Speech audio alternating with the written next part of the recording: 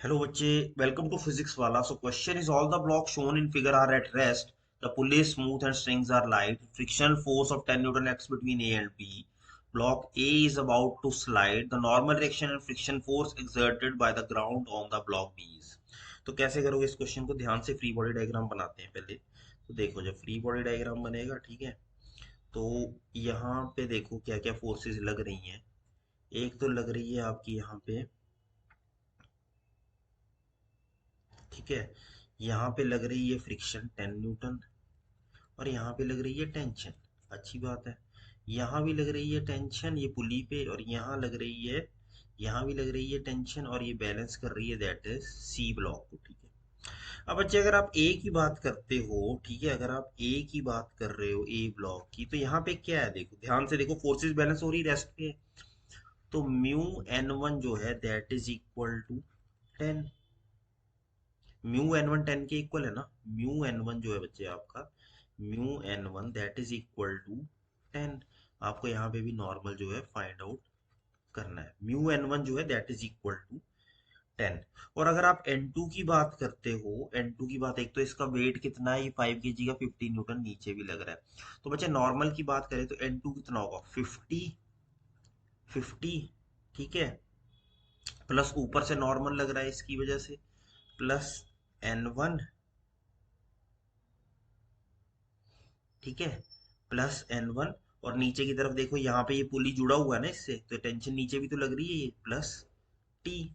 तो बच्चे n two किसके इक्वल आएगा? N two is equal to 50 plus n one कितना है? एन वन जो है आपका that is equal to, n one जो है दैट इज आपका 10 के इक्वल है।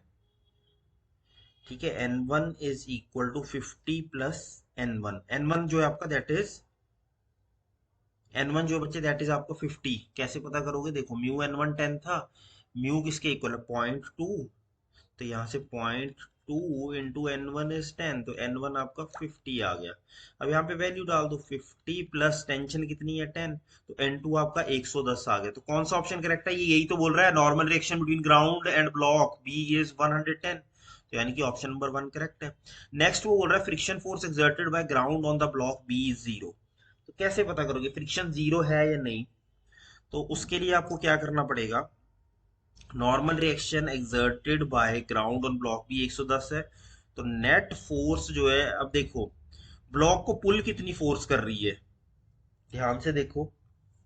जो ब्लॉक के लिए पुलिंग फोर्स है, देखो ब्लॉक की टेंडेंसी कहाँ जाने की? ब्लॉक पे टेंशन लग रही है, ठीक है। तो देखो, normal reaction exerted by ground on block B जो है 110 है। तो net force on the block B in horizontal direction zero होगा, ये मूव थोड़ी कर सकता है यार, इस पे पुलिंग फोर्स कोई है ही नहीं, है ना, क्योंकि इसकी फ्रिक्शन ही जो है यहाँ पे, जो नॉर्मल फोर्स है दैट इज 110। ठीक है, block A is about to slide on the block B. ठीक है, तो normal reaction and the friction force, तो आपसे बोल रहा है friction force exerted by the ground on the block B is zero. ठीक है, तो बताओ जरा, फ्रिक्शन फोर्स क्या होगी? Friction force exerted by the ground on the block B क्या होगी? ठीक है, तो अगर हम इसकी बात कर रहे हैं, तो देखो, normal reaction exerted by the ground on block B हमने फाइंड कर लिया, दैट इज 110।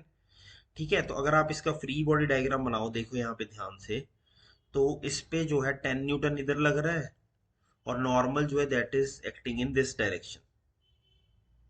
नॉर्मल जो है इस डायरेक्शन में एक्ट कर रहा है, ठीक है।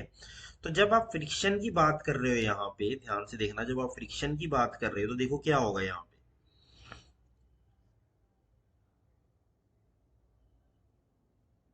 पे। The net force on the block B in horizontal direction जो है वो जीरो है। कैसे जीरो? देखो, ये 10 इधर एक्ट कर रहा है, टेंशन, और इधर फ्रिक्शन एक्ट कर रही है।